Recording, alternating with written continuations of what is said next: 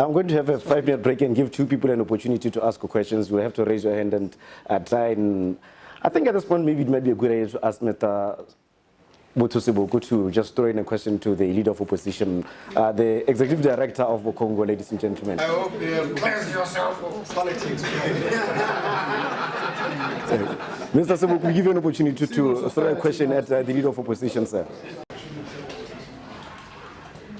Greetings to you, Honorable Boko.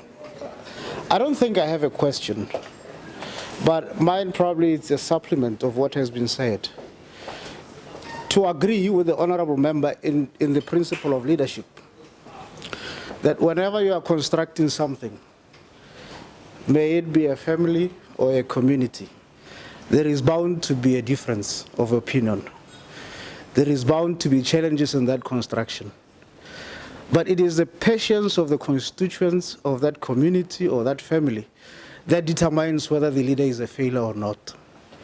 But if the leader believes that his vision will guarantee either the family or the community a solid future, it is upon the constituents to stick around or to cast that particular leader. I don't have a question per se, but I'm saying to you, in what has been discussed in the last few minutes, it is common sense. If you are building something, there are bound to be challenges. We cannot hasten to dismiss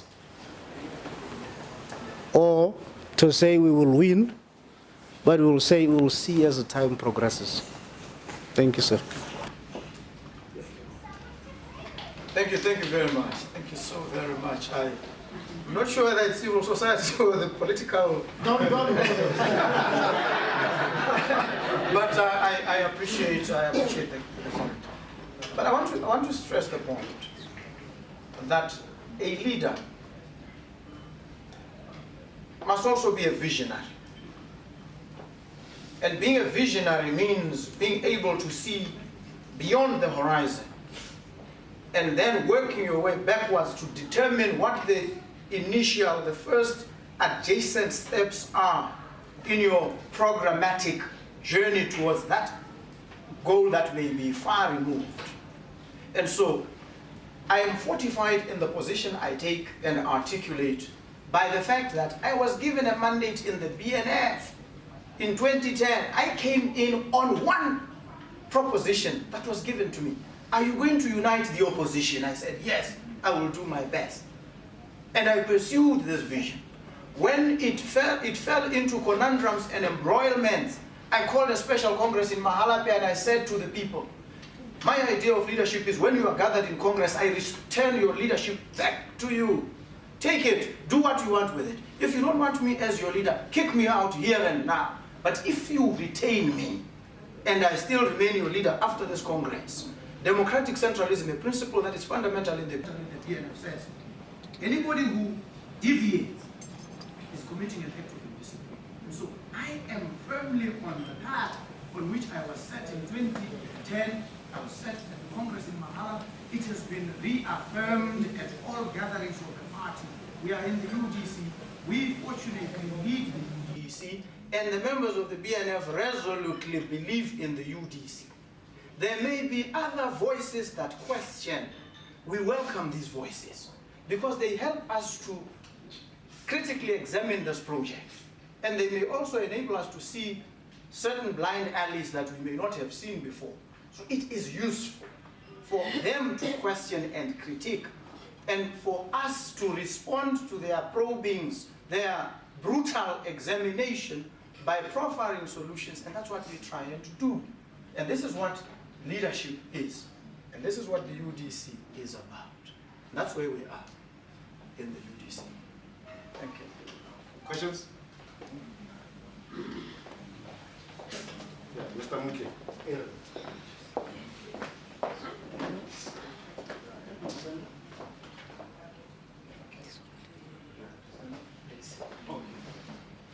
Good evening. My question is very simple and straightforward. I want you to speak to the issue of political idealism. Is it dying really, looking at the fact that we're talking the UDC, which is a block of parties with different ideologies. And also, speaking on the issue of ideology, we see parties these days not focusing more on political education, on teaching their members more about the ideologies of their parties. And I want you to speak to that issue also, looking at the fact that there is capital these days. Do you think money is taking over politics of ideology? Well, putting all these things together, do you think politics of ideology is gone now? We are talking politics of money and unity, probably. Thank you very much. That's a very powerful and potent question. I saw some of the BNF diehards smiling when you asked this question. And it's one that we must wrestle with. What is ideology? Let's start there with some working definition of ideology. And I start here because we tend to confuse ourselves. Often when people talk about ideology, they mean this. It's a binary placement.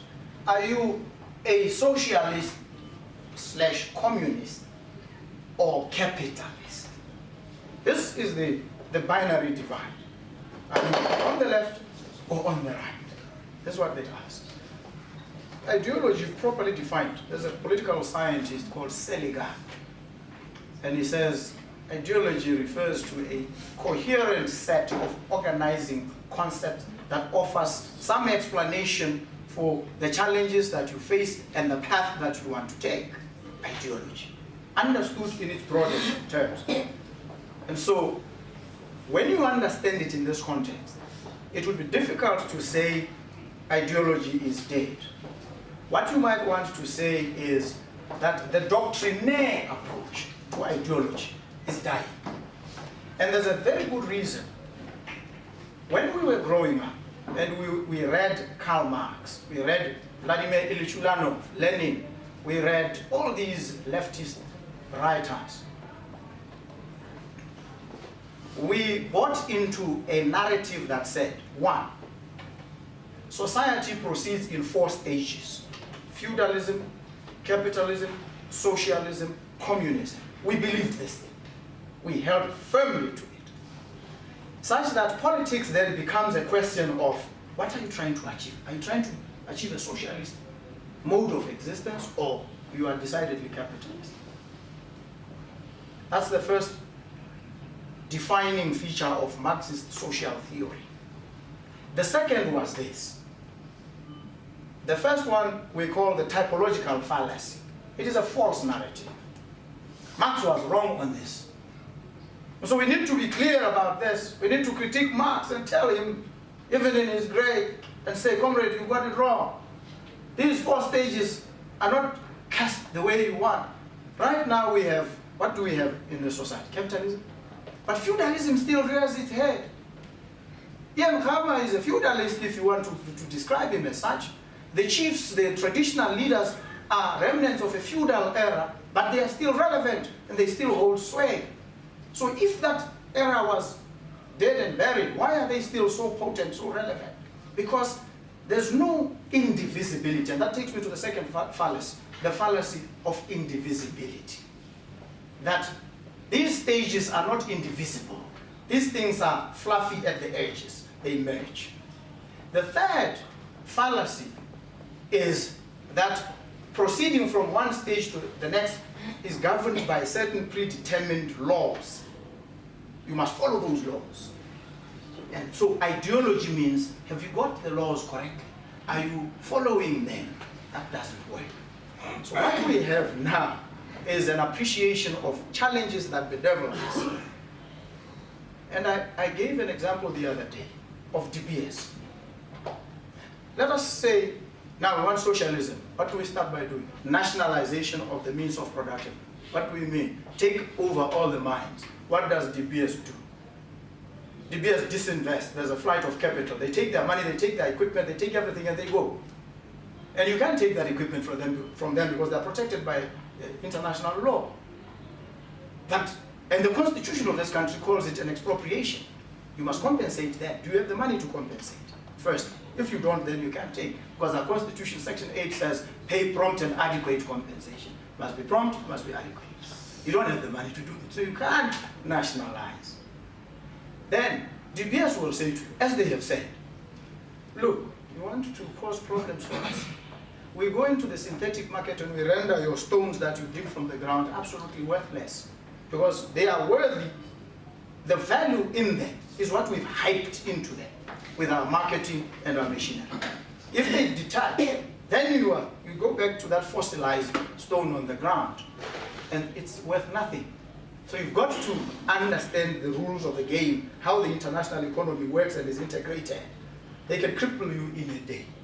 So with your radical EFF type approach, it makes a lot of sense rhetorically, but practically it has so many challenges. You saw what capital can do.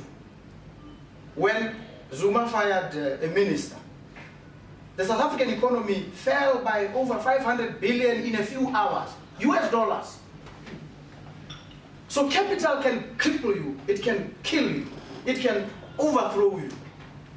So you've got to be very careful when you play the ideological trump card and understand what the real politic is. And the real politic is, we've got capital already entrenched. How do we position ourselves? And that's why the Umbrella for Democratic Change has said we are pursuing social democracy. We want to claw back in a reasonable manner that enables us to address the felt needs of the majority of our people without spooking these guys to run away with their money. So it's important when we engage the politics of ideology to understand ideology in this sense, not in that crude secondary school type thinking. Now you just come in, now we declare socialist state. It doesn't work like that. The world economy will explode in your face and people will overthrow you and capital will rule the roost forever and ever. And now money in our politics. Of course, there's a verse in the Bible, by the way. It's Ecclesiastes 10, verse 19. It says, money is everything. It's the Bible, it's not me. So money is everything. Because without it, the BDP will swallow you and spit you and swallow you again. You need some resources to fight the BDP. So we need some money. And so if you spook capital in the manner that some suggest, they'll take all their money and give it to the BDP and your ideas will never see the light of day. So you've got to proceed in a gingerly manner and sometimes lie low. But the animating impulse at the end of it all is to try and bring in the vast majority of our people existing at the margins of this economy into the mainstream, to empower them and make those with money understand. As the economist Gilbreth says, there are certain things that you, the rich people, cannot enjoy if they are not made available to everybody else. You can't barricade yourself in your house, afraid that when you go out, the poor are so hungry they might eat you. You've got to make sure they have something to eat so that you can enjoy your wealth. So make sure that they also are catered for.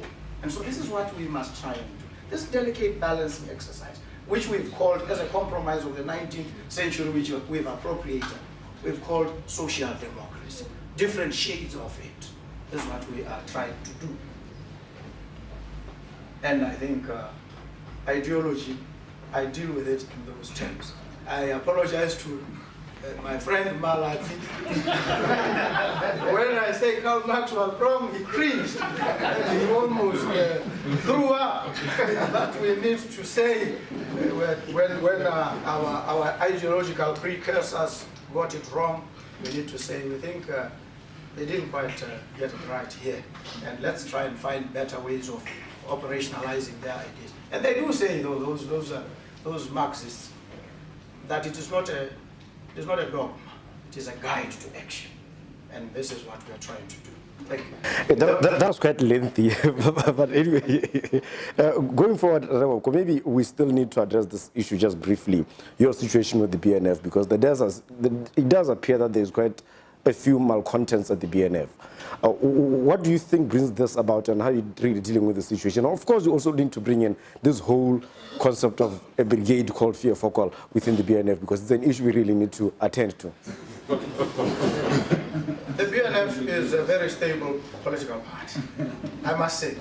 And I say this out of firm belief, because I'm in the BNF. The BNF is also a party that has thrived for a very long time on debate, constructive engagement, something we call criticism and self-criticism. We cherish it in the BNF. And those who don't understand us may think we are at each other's throats sometimes when we fire salvos at each other. We always must do so with the civility and respect. And sometimes when things get emotive, people lose the civility and lose the respect. We always need to steer them in the right direction and tell them, let's engage, let's differ respectfully. It's important for us to do this. That's one. Two, this collaboration and competition that I mentioned in the UDC generally also applies at party level. Some look at the leader, and I know when I came in, they said the BNF has now been captured by Maquette. Because the BNF of yore was a BNF that styled itself around poverty and deprivation, even in the manner of dress and the manner of presentation. Now the current BNF brands itself. The guys dress well. They dress better than the guys. Look at corporate ballads. So the serious point I'm making is that people then tend to think the dress code of the leader is now wiping off into the party. The party is now losing that old, rugged, poor person appeal, which did not win its power.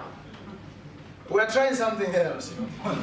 This one seems to be promising, because you brand, you market the party properly, and you sell a sizzle that people can see. I want to say, people don't want to be poor. They don't like poverty. They don't want a leader who models poverty. So don't come and model poverty to poor people. They don't want it. They don't like it. So don't. And if you want to lose an election, go and model poverty. You want to get them out of poverty and you look miserable and poor yourself. Don't. You need to give them hope, and they must begin to see that hope radiating from you. And so fake the funk if you have to. and have people see that here's a man who also aspires for greatness. But there is where I'm going to have to interject, Reboko. Where then do you draw a line between just basically, as you call it, being that flamboyant? There's no flamboyant. around people who are really poor and actually need help, and appearing to actually not care, not too different from the very system that you're trying to save them from. Where do you draw a line between the two? You know, when you're a fake, people can see through you. When you're fake, people see through you. And you can't leave a legacy you don't live. People need to feel. People need to feel that you are motivated by the most passionate concern for their interests. This is what leadership is. And they look at you, they engage with you, they talk to you, they assess you, and they respond to that innate sense of empathy, fellow feeling that they pick from you. And so the massive response that we get, that I get personally and the organization that I lead gets, is an affirmation of the fact that we model that hope that people are yearning for. And we must be humble in doing so. And so I understand our people. Some of them may not be very educated, but they have a sense of rectitude. They can sense when you are not genuine. So we must come across to them genuine all the time. It doesn't lie in your dress. I have my own style of dress. And by the way, I know I got into trouble with the BNF, not now, in my first year of law school, because of my dress code. At UB, the meetings were called, Boko dresses like a BDP. Why? Because he wears a Kadusi suit, he wears a Pierre Cardin, those were the labels there. I had them, I wore them, and I got into trouble. So this is BNF I've been in. I've been fighting this battle, and I'm now at a point where even days matters here. Now, But you see, Rabako, we're getting into a very worrying thing when it appears. I think it now links with what one audience member said. We are getting into a question of, are we now putting up appearances to the detriment of discussing real policy and everyday issues, or so on? Isn't that a bit of a concern now that we don't appear to be hearing UDC zoning on issues on how they will, for example, deal with problems that are besetting the middle class, unemployment? We've talked about 100,000 jobs. We've not seen a roadmap of those 100,000 jobs. Really, shouldn't we be zoning in on that rather than keeping up appearances? we will zone in on both, but let me tell you this and tell the nation. As we speak, we've defined key pillars of our route to 2019. Jobs. We said 100,000 jobs in 12 months. I have a team, as I speak, and as I sit here, that I engage with almost on a daily basis, team of experts, both locally, and there's another team sitting in Europe, in Zurich, close advisors that are dealing with dismantling this economy, piecing it back together, and identifying where value will be unlocked and how the 100,000 plus jobs will be generated. So in the next few weeks, we will begin to throw out teasers from the input of these experts. So it's not a thumbsuck. We lay down the bright lines. We bring in experts to now define and narrow down the vision and say, on this one, this is how we will deliver and what the macroeconomic impact is going to be. All this is being assessed by experts. I'm a lawyer, stamp and root, but there are others, different sets of expertise that are working on these matters. And when it's all done, we'll bring... How do you come up with such a definite number to say 100,000 jobs in 12 months when you're still synthesizing the plan? Because it can be done. Because in our initial preliminary assessment, we determined that it is doable, it can be done. And what these experts are doing is not to say, it's not possible. They have affirmed, and they are now going to be giving us the details, which we will share with the nation.